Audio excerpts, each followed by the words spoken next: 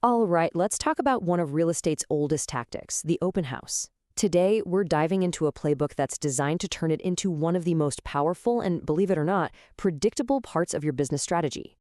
But first, we have to address the elephant in the room, right? The big question that so many agents are asking themselves.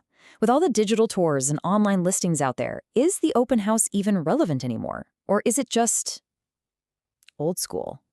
Well, here's a really powerful way to think about it, straight from our source material. The problem isn't the open house. Nope. The problem is how most agents are still using them. The digital age didn't kill this tool, it just created a massive opportunity for smart agents to use it better. And that means we need a fundamental shift in our mindset. It's all about moving from seeing the open house as this weekend chore to seeing it for what it truly is, a huge opportunity for your business. So let's get to the heart of the problem. For way too many agents, an open house is just this 2-hour block on a Sunday that they have to suffer through. You know the drill. They throw out a few signs, unlock the door, and then just kind of wait. And that waiting game, it's built on a pretty shaky foundation. This quote just says it all, doesn't it? Simply hoping that the perfect buyer is going to wander through the door, well, that's not a business plan. It's a recipe for a wasted Sunday. And this slide really breaks down the two mindsets perfectly. The old way is passive. It's an obligation, it's waiting, it's just hoping for traffic. But the playbook approach, it's active, it's strategic. It turns a random event into an actual system for generating predictable leads. Okay, so how do you actually do that? Well, it all starts with what we call the pre-event playbook. This is all about setting the stage for success way before anyone even steps foot inside. And this is the key. You've got to understand this. Your success isn't decided during those 2 hours on a Sunday. No way. It's decided by the work you put in days or even a week beforehand. And a huge piece of that prep work is your signage. Seriously, don't overlook this. Your signs are your first point of contact. Good signage doesn't just point the way. It builds your visibility, it establishes your credibility, and it acts like your own personal 24/7 marketing campaign out there on the streets. All right, so the prep work's done, the signs are out, the front door is open, people are starting to arrive. Let's talk about your on-site strategy, because this is where the magic happens. Your number one job is not to be a salesperson. It's to be a host. Think of yourself as the friendly, knowledgeable guide. You're there to connect with people and provide value, not to pressure them into anything. Here's a perfect example of what that sounds like. This opener is so welcoming, so low pressure, you're immediately offering value without asking for a thing in return. And that just opens the door for a real, genuine conversation. And here are a few more killer tactics to keep in your back pocket. First, that sign-in sheet. Make it a conversation, not a demand. Ask open-ended questions that spark curiosity. Talk about benefits, not just features. So instead of just saying, these are granite countertops, you explain why that matters.